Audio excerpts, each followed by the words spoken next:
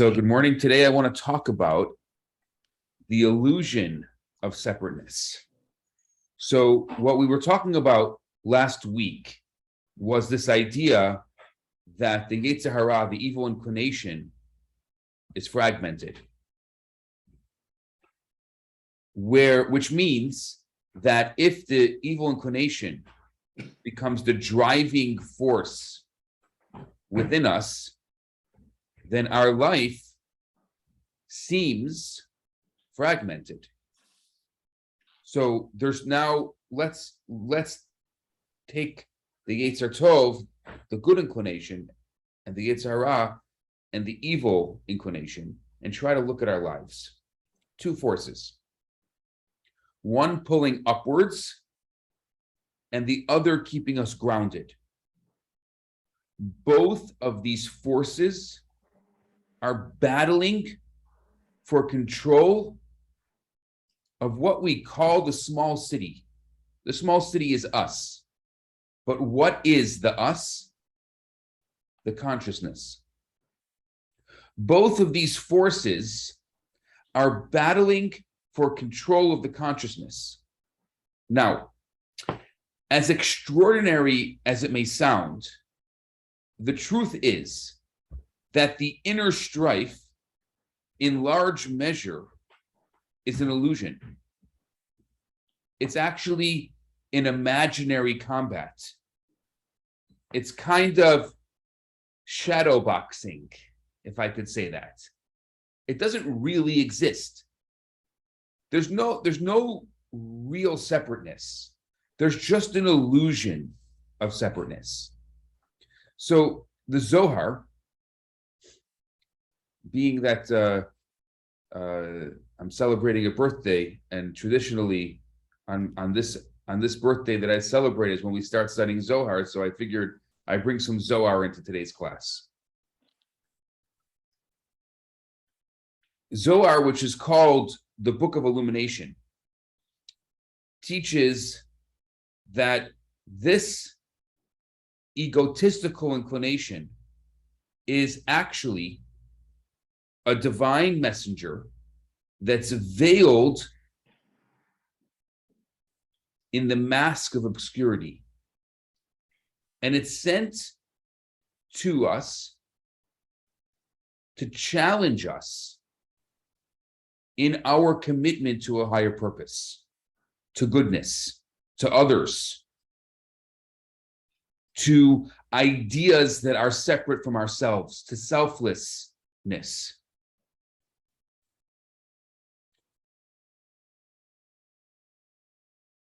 The ego, which is the illusion of separate self, which is the illusion of individuality. But the surface reality. So practically speaking, what this means is that rather than characterizing the ego as an existing adversary to struggle with, we can begin to realize that there's nothing other in our life than the true self, the eye of all reality. Anything that exists outside the prism of connection to the true self of the Creator is all but a camouflage. Because nothing can truly exist outside of the Creator. Because if it wasn't created, it can't exist. Think about, we don't know what creator means, but what we say, like someone who builds a table, there's no part of the table that can exist outside of the person who built the table, which means not that it can't exist outside the person who built the table. These are the pieces that the carpenter used to build the table. You can't start saying, oh, but there's a piece on the other side of the world that's part of this table. No. I mean, maybe it's a piece that was meant to be part of the table, but didn't arrive in time. But the table of which my computer is sitting on is all but the table. If a piece fell off of it, it's not part of the table anymore. So everything in our lives has to be part of a table. Everything in our lives has to be one with the Creator. So anything that looks like it's not one with the Creator exists in an illusion of separateness. So let me give you an example, because I know we're becoming, it's very, it's very difficult to use all these metaphors. Transgressions, doing something wrong, and all the negative activity, they lend credence to the ego. They allow the ego to look like it flourishes as a separate and independent force.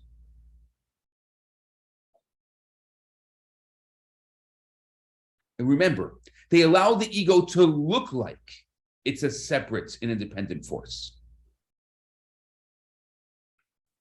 On the opposite, transcending the pull of the ego shows that the sense of separate and distinct individuality is all but an illusion.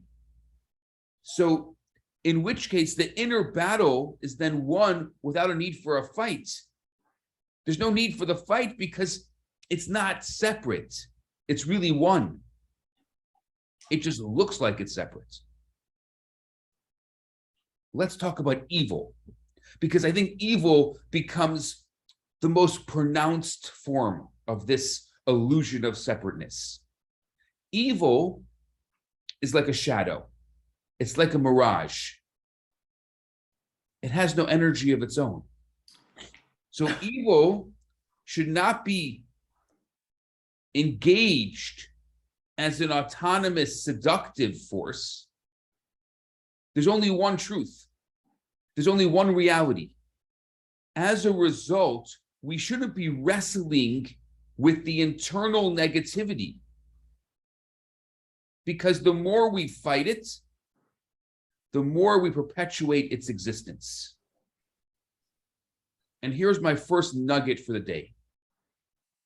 There's so often things that look like they're negative in our lives. By fighting those negative forces in our life, we perpetuate their existence. They only exist because we're fighting them. They only exist because we allow them to exist. They only exist because we say they exist. The easiest way to get rid of the mirage of evil is for them not to exist. How do they not exist? They don't exist when we say they don't exist. Oh, you're going to say to me, that's too elementary because they still exist. Who said? But what about, I was watching on the news and this one was killed and that dictator did this. Okay, and what are you going to do about it? Which means it may exist, but the question that you have to ask yourself is, does it exist in my life?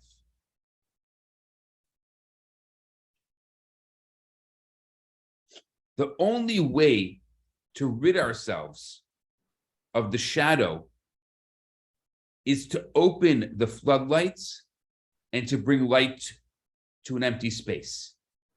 We have to light up the void in which the darkness functions.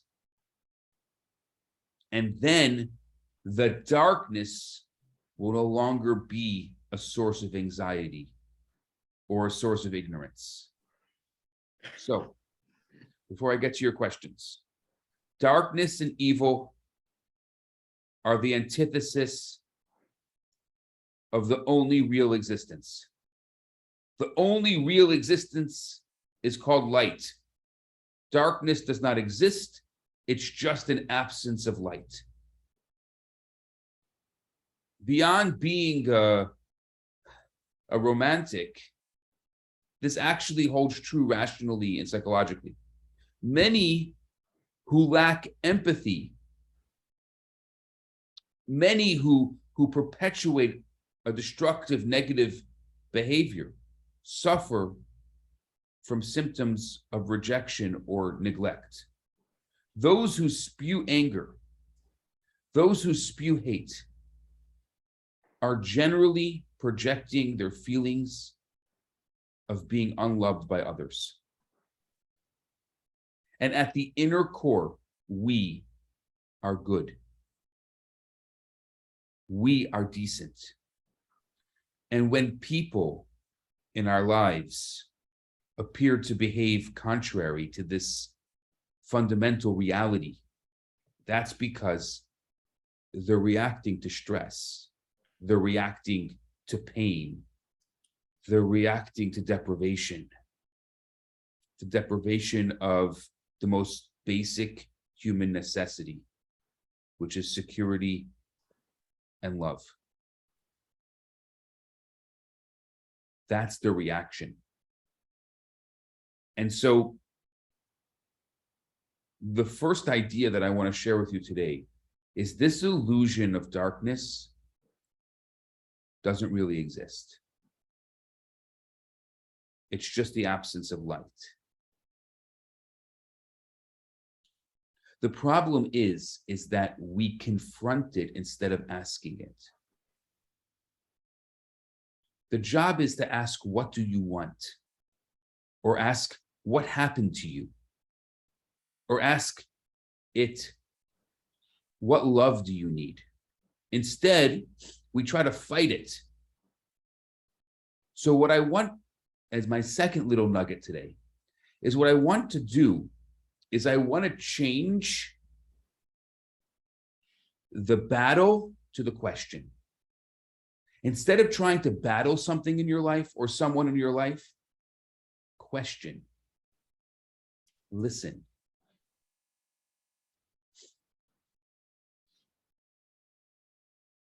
Last night, I was talking to a couple and they asked me, what's the most important thing you can tell us about relationships?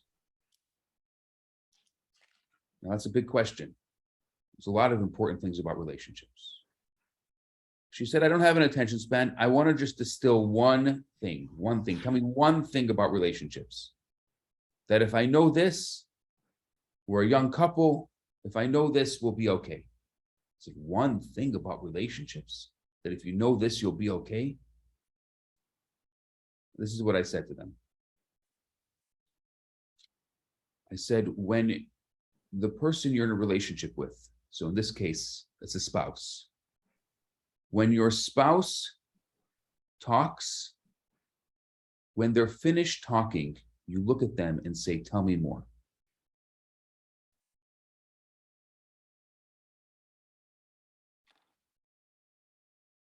When they're done, just look at them and say, tell me more. I really like listening to you. There's two things that does. I'll go under the hood a second. There's two things that does.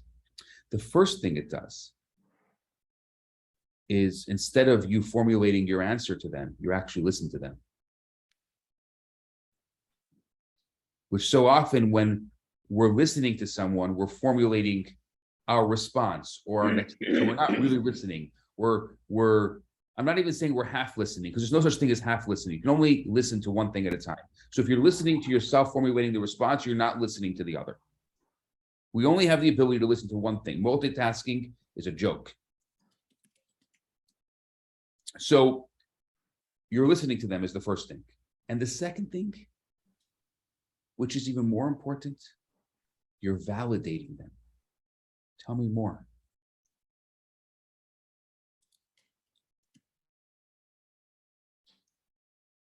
That's a very big deal. That validation is a very big deal. Because a lot of the existential angst within us comes as a result of those in our life who we think love us, or maybe who do love us, not validating us, not seeing us for who we are. I'll scratch that. Not seeing us, period. Seeing us for who we are is the next level, but not seeing us.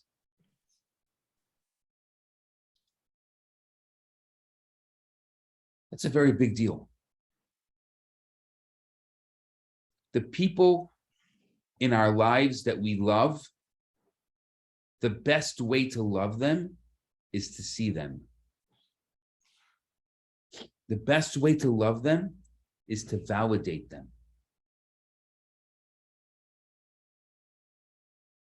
So when you're battling, you know, they used to say, do you want to be happy or do you want to be right?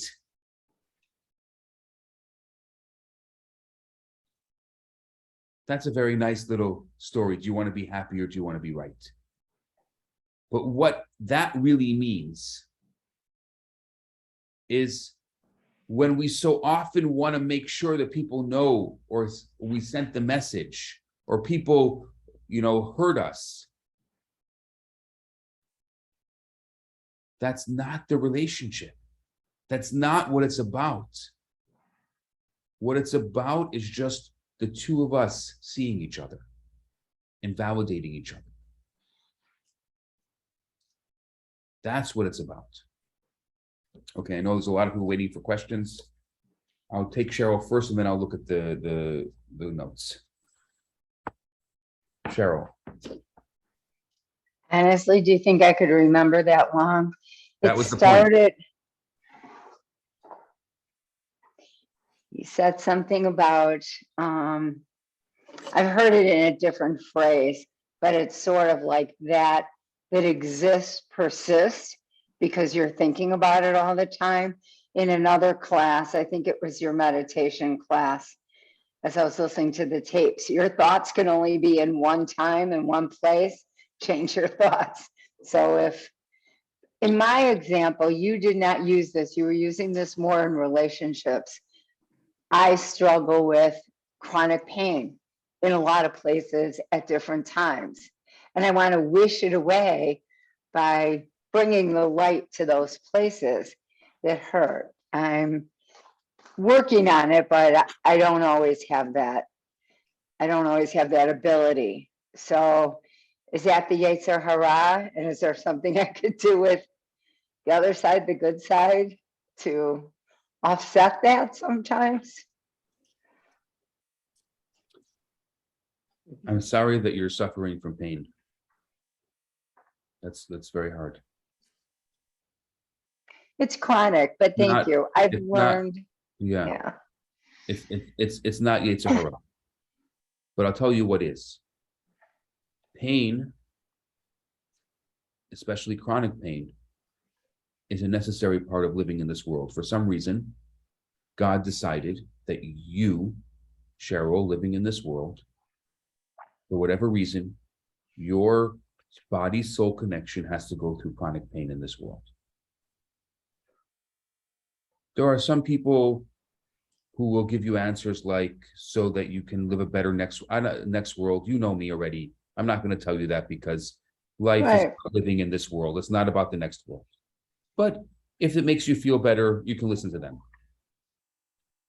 But for some reason, part of your life's mission, which is also your life's struggle, is chronic pain. But on a Kabbalistic level, what's important to remember is that pain lasts as long as it lasts. Suffering lasts as long as you want it to. So it's the suffering that we're in control of, not the pain. The pain is beyond our control. So what do we do? I mean, and that's why the only thing I can do is I can empathize with you. We can all empathize with each other. But what's important is that the pain doesn't become suffering. The pain we can't control, the suffering we can.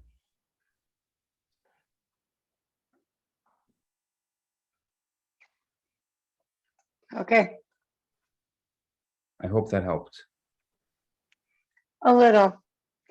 I, I need to do more self-care, because when people say, oh, we haven't seen you for dinner, we haven't done this, we haven't done that, there are times I literally can't put on that smiley face anymore, which isn't me when I'm not feeling there. So now it's not to the exclusion of me, but it means Bruce. So it would be a couple thing. It affects us a lot. I'm trying, I'm working on it. My wish to you is that you have people in your life who you don't have to put on the smiley face. And they're not going to commiserate with your suffering. They're just going to know Cheryl is in pain, and that's it. They can empathize. They can. Yeah, I don't like to talk about it. They don't have to know. That's right. But if I'm there and someone says, oh, you look so great, it's like, thank you.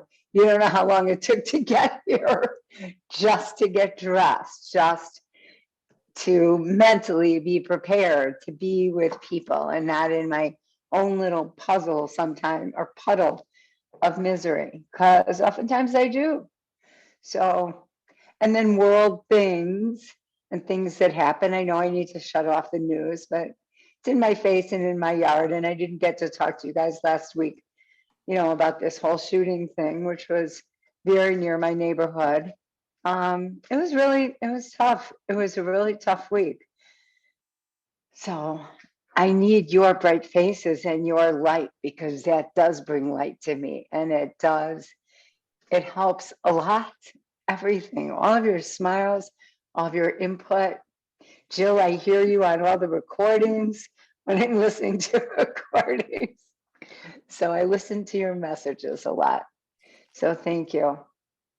Just didn't know if you had a magic bullet, but I guess not. I think to everyone else who's listening to us, Cheryl, I think it's really important that what you're teaching us is a very important thing, that if you have a friend or someone who's in pain, your job is to be, if you really want to be a friend, don't let them know that you're okay with them coming for dinner in pain. So you don't have to put on your bright smiley face. You don't have to take hours and hours to put on your bright smiley face. Just come, show up. We like you, who you are and how you are at this moment. You don't have to put on a show. We like your authentic self. So if your authentic self right now is in chronic pain, that's good. We're not even going to talk about it. Because we know that if you are not in a smiley, if you're not smiling, Cheryl, we know you're in chronic pain, and we acknowledge that. And we acknowledge you for who you are in this moment. That is what true friendship is. So Cheryl doesn't have to spend 3 hours going into presentation mode. And we don't have to try to cover it up, because life is full of good and bad. That's the reality. But what I'm saying here, and I think, Cheryl, your example is so perfect to what I'm saying about this illusion of darkness. The illusion, it is an illusion because it only exists because we acknowledge it. All of a sudden, what happens? Cheryl spent 3 hours going into presentation mode. So it's not really her authentic self. She just had to put on the bright smiley face to compensate for all the pain she's going through. Sorry, Cheryl, that I'm using you as an example. So Cheryl has to put on this bright smiley face. So she's not even herself right now. And then we see that Cheryl's putting on a fake smile. So we're trying to compensate for that fake smile. So it's just this perpetual motion of fakeness, of darkness. We can just let's take off the mask. Let's take off the covering. Cheryl can come how she is, who she is. We can't control the pain. Only God can control that. But by us seeing the person for who they are and allowing that full gamut of their life and soul and experience to manifest, that's the power. It gives Cheryl the ability to be herself, and it gives us the ability to see her for who she is. So if you know anyone who's going through any kind of darkness, especially a darkness that they can't control, the Kabbalistic way of dealing with that is just by looking at them and seeing them for who they are and allowing them to be their authentic self, and not to have to feel like in order to come for dinner, they have to put on a fake smile. Because that's not real. And they're not in control of that pain. So it's not fair either.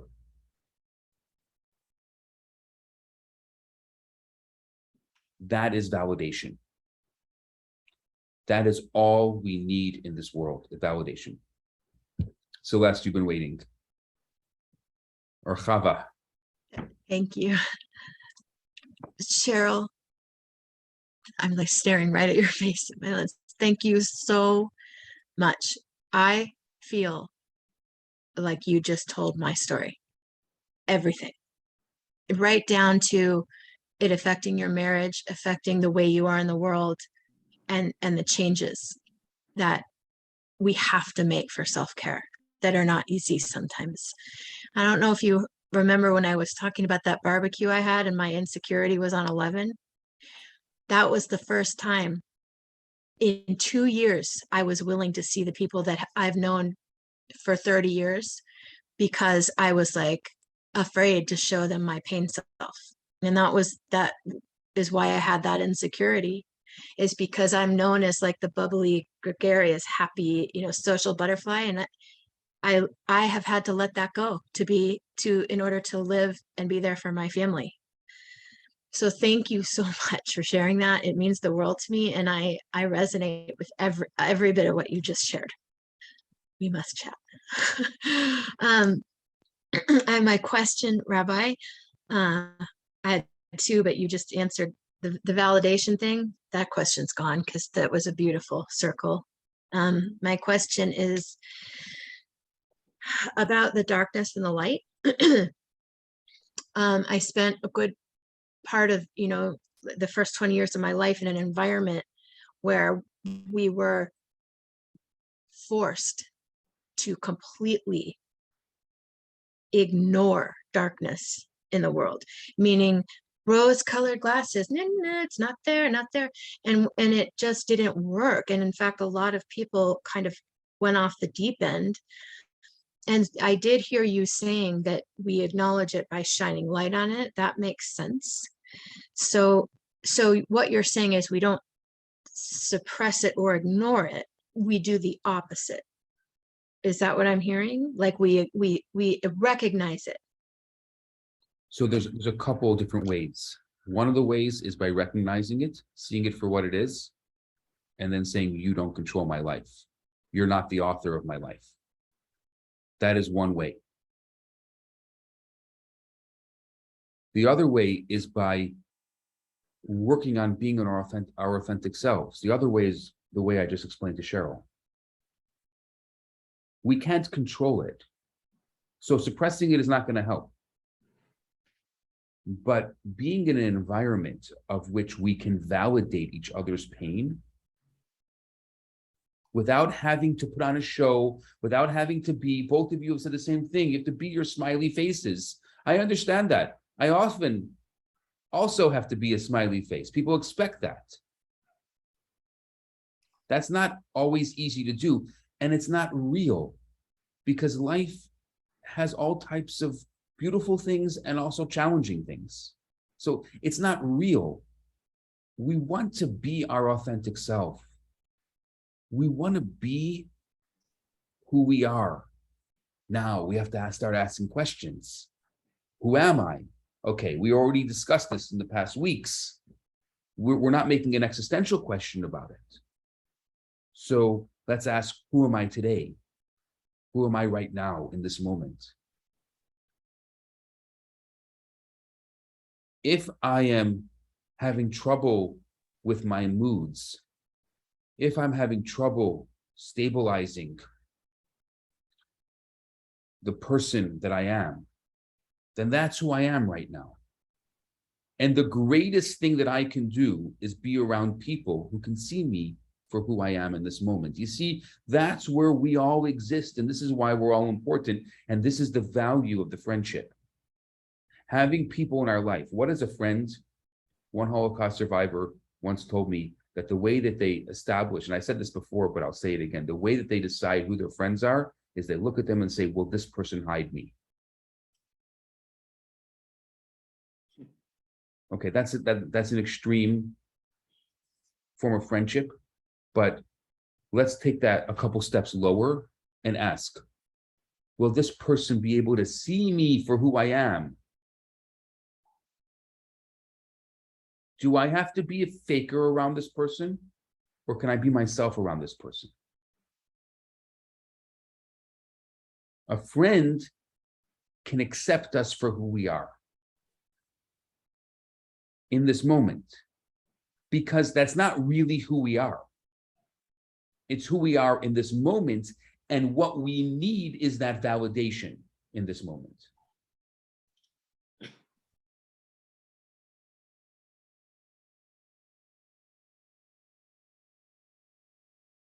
Does it make sense?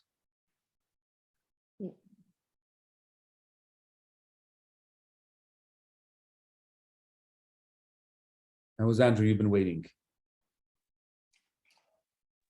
Sorry, I couldn't find my mic. Cheryl, right before I traveled, my cousin from Tunisia came. She's 48. She recently lost her husband and she's had 2 strokes. And she was very scared of this trip because it was the first trip she really took without her husband and everything. And so she gave me the greatest gift to come and visit me. You know, egotistic, you know, and she was able to be herself. When she was tired, she would just lie on the sofa and take a nap and fall asleep and be herself. It was the greatest visit I've had in such a long time. And it was a gift to have her, because I don't care that she comes with a smile. I care that she's there with me.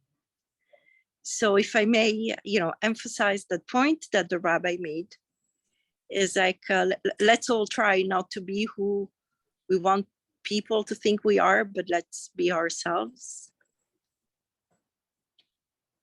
Yeah. So that was my little emphasis on the rabbi's advice. Thank you, Alessandra. No, you're so right. You're so right. Thank you. It was the greatest visit. I want to just go to the comments here and just answer some of these questions that you've asked. So here's one question. But when someone has so much anger towards you, they want to destroy you, what am I supposed to ask? What do you want? Disarm them. Disarm them. Takes 2 to fight. You don't have to ask, what do you want? That's arming.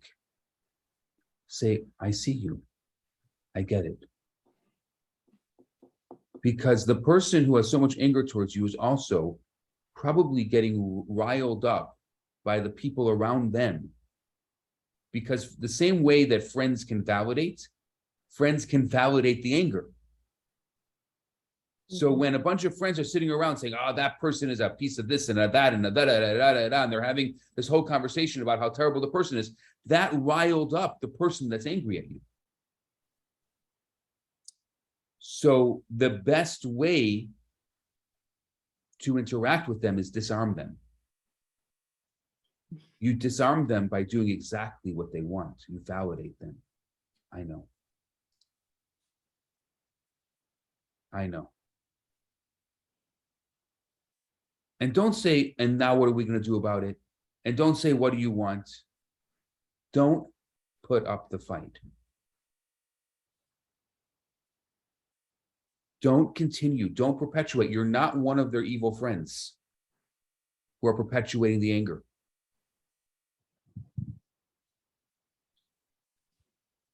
Next question. But hold on, sorry, since it was my question, I myself, what if they want revenge? How do you get the revenge out of them? Even if I say, I know it was a crappy marriage for both of us, whatever. Okay, I know. Doesn't stop them from coming at you. No. You see, there's nothing to do with the crappy marriage. It's about today.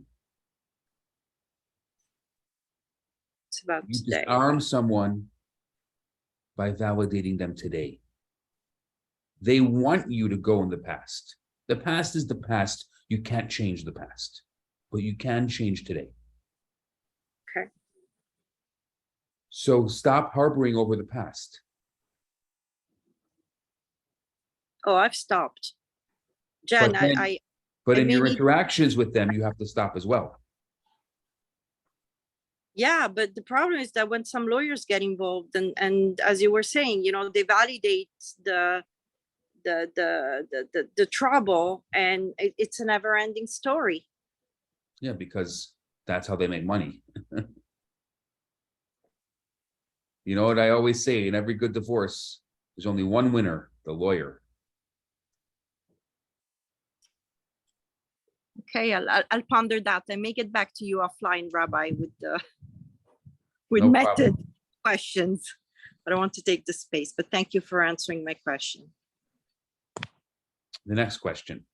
This battle of good and evil is foundational to Christianity, the God versus the devil. It's not a Jewish idea. Yes, you're 100% right that this battle, but the difference is that the Jewish idea is that there is no devil. There is no true evil. Evil is only the absence. Darkness is the absence of light. It's a charade. It's a mirage. It's just there because of the absence of light. That's why we have to be very careful about being in a space where you need to empty out your mind in a meditational space. Because usually when you empty your mind without filling it properly, it's going to be filled with darkness.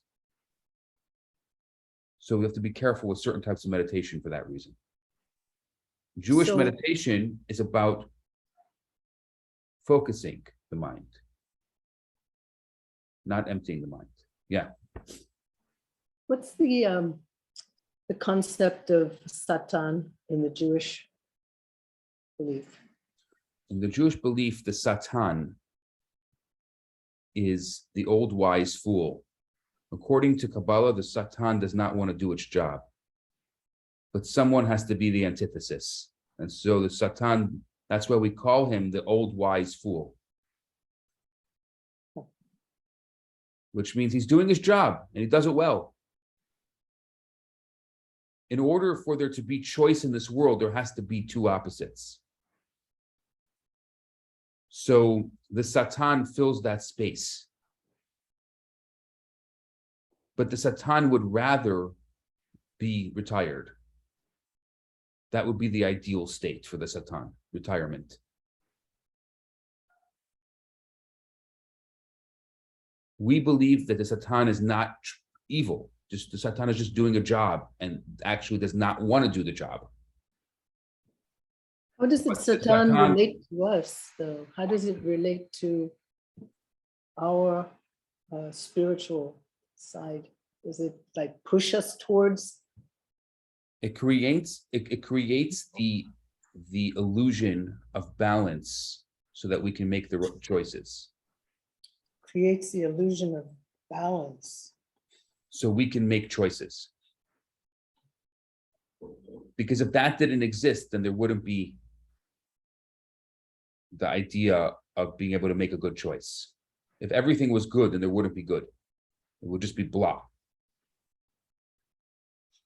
So think about it. The Satan just is doing his job. That's it. Not existentially evil, not the little red guy with the pitchfork on your shoulder. That's Christian. And I agree with you on that.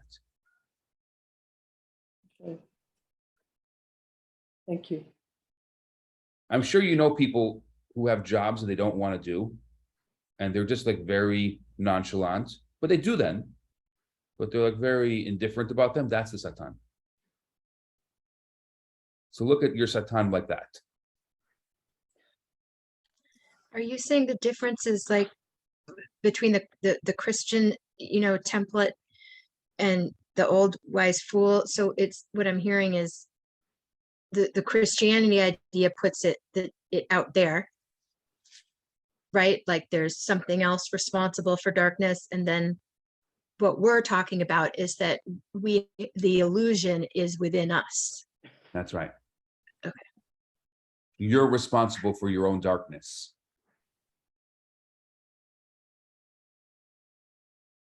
The darkness you let into your life, which means even if it was your friend, you're responsible for hanging out with that friend. It happens in life that we grow out of our friendships. Doesn't mean that we hate the person. It just means that we may not want to be around them the same way we used to want to be around them because we've grown and changed and maybe they haven't.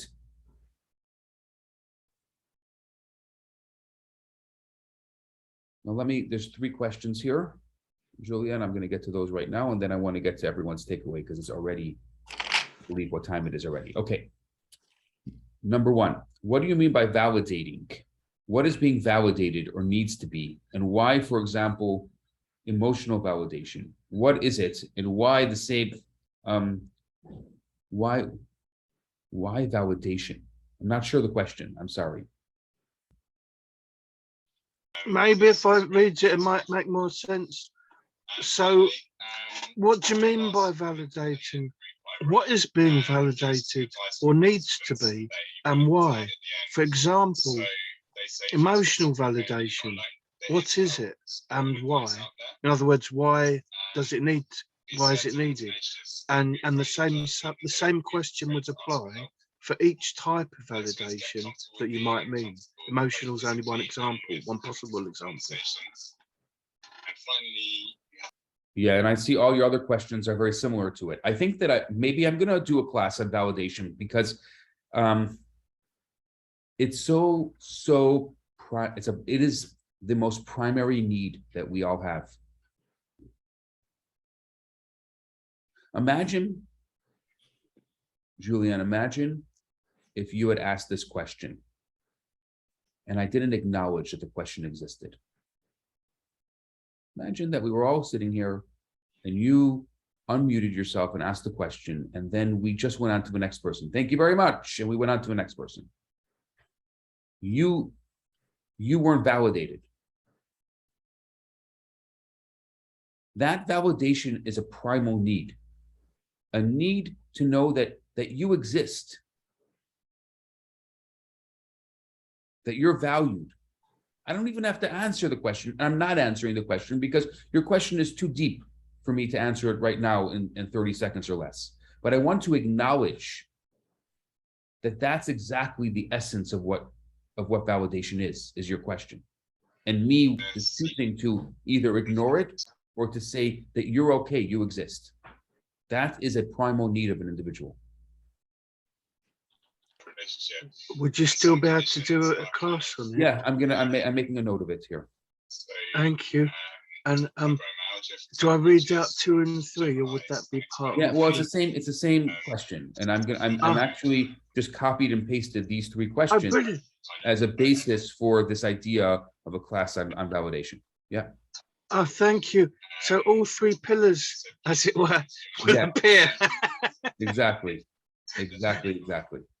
Oh, that's great. I feel I've made my own Kabbalistic tree with 3 pillars now. But exactly. And Chava, what you're saying is validation appeasing the ego or animal soul. Yes, we're not supposed to suppress the animal soul. The animal soul exists. It's okay. It's okay for the animal soul to exist. You know how we know it's okay? Because it was created. And if it was created, it's not the carpenter who created the table and that there's items of a table that are on the other side of the world. It's part of the table. So if God didn't want it to exist, God wouldn't have created it. So we don't suppress the animal. We hone it. It's like the horse that needs to be tamed. We hone it.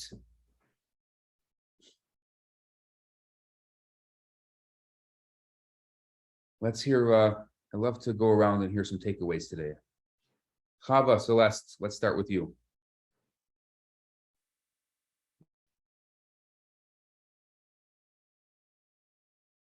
I'm going to take away the relationship nugget of tell me more. I really like listening to you because I suck at that. And then I'm going to work on not being so averse to feeling like validating in my marriage is a needy thing. I'm going to try to shift that perspective, because before this class, I was of the thought, like, I am not responsible to make you feel good. I like you, like, that's kind of where I came from. And I'm seeing that that's a ginormous error. So I'm going to work on that. Jen. Hi, Jen. Jen, by the way, I was thinking about you when Cheryl was talking to you. You were on my mind. Thank you so much. I really appreciate that. And then my nugget actually came from your discussion with Cheryl, because the light bulb kind of went off, and I knew this intellectually, but I didn't really, I apologize if I'm using this concept the wrong way, but it wasn't like dot yet, like I hadn't internalized it yet. But when I heard you guys talking, the light bulb went off, where you can do the same thing for your own pain. You can ask your own pain, if you're in, what do you need right now? What can I do for you? And that was just an aha moment. So thank you for that. So that's my nugget. And I will pass along to Alana. Okay, well, you took me by surprise. But you said this before, but it kind of resonated with me, about the pain. You can't do anything about the pain itself, but you can about the suffering parts, and that it's not one and the same. And just, focusing on today, because I think, we tend to always like have arguments, but and it could be very serious with people who are really quite negative and perhaps bad and even evil. And people always go back, but this happened and that happened and all of these things that happen in history, and it's not helpful. Yeah. So, and thank you so much for sharing. It's really very moving. Very moving. I'll go to Jill. Thank you.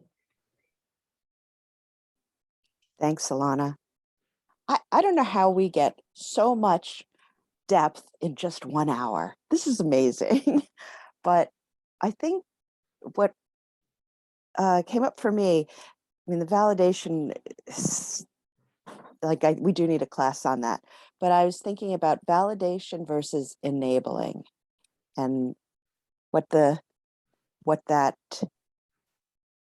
means, especially if there's somebody who is incredibly aggressive with their thoughts and feelings and wants to bring you onto their side. I'm thinking of the words, tell me more, and the validating when it's so aggressive, and how to deal with it, and what is validating and what's enabling. Just a lot swirling around when I think about specific situations and different people and how that would work. But a lot to think about for this class, so thank you. How about to Kelsey? Thank you, Jill. Yeah, it's interesting. A lot of the things today that were talked about, I think by putting in the concepts and practice in my own life, I've seen the changes, which has been really interesting.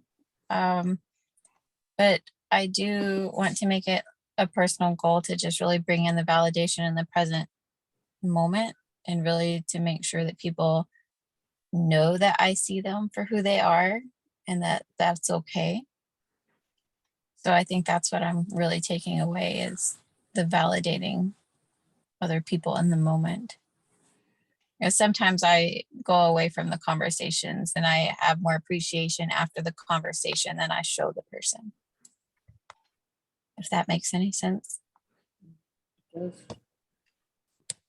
So, my phone, let's see. Cheryl, do you have a nugget? Thanks, Kelsey. I don't have a real specific nugget. I want to agree with Celeste. That was one of the things about the tell me more. I've had a tendency, and I'm working on this too, Rabbi, you mentioned to let somebody finish their thought, really absorb what they said, be in the moment, instead of using that time while they're talking to figure out the next thing you're going to say. So validation to me in that is really what you do with us. You let us finish a thought, you absorb it before you respond. I think that's really important. I have a lot of little notes and stuff that I took, but I think it's pretty much been covered. So thank you again for brightening my Thursday morning. And Julian, are you ready to say or I speak? think so.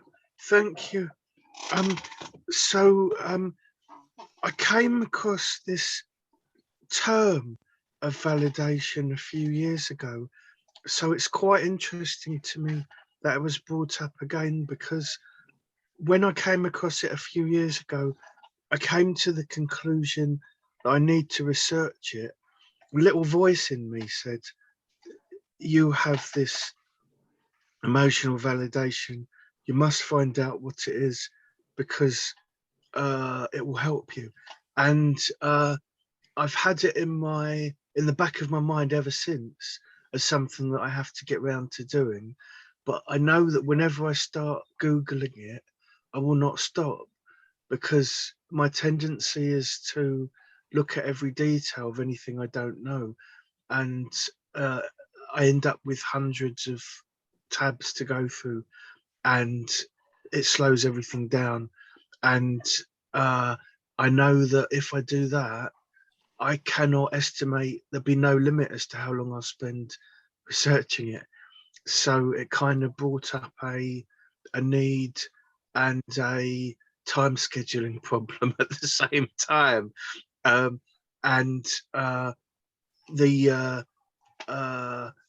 other thought was that to do with the illusion of balance that you mentioned, that I think that's referring to, as far as I know, balanced choice. In other words, free choice or free will. So the choice that we get is balanced because of this. I don't know if we're allowed to say his name, devil figure, or I've forgotten the word, advocate or lawyer figure, as I think he's also described. I think he's also described as the angel of death. So basically someone that causes trouble for us. And what you're saying is that he doesn't want, it's like a test. He doesn't want us to fail the test, but he has to give us the trouble to challenge us. And you could look at it, I suppose, as a challenge or test, or you could look at it as evil, like some obstacle that you don't want. Why is it causing trouble for you? So I suppose it's your perspective that affects, that's important, what way you see it. And then the third thing was, someone said something after that point. Unfortunately, I didn't type it. Even if I don't type it into the chat, I type it into the box ready to put in the chat. But unfortunately, because I already had that second comment to put in, I didn't get around to typing it in, so I've completely forgotten. So I can't tell you what that third insight is. So I do apologise. But those are the three thoughts I've had. If it does come back to me, possibly I might email it to the rabbi or something, and if it's relevant, I suppose it could be brought up. But I can't guarantee it, because I can't even remember what the person said, so I can't backtrack to work it out, unfortunately. I've got to pick some. I think the only person left is Shayna. Okay, Shayna.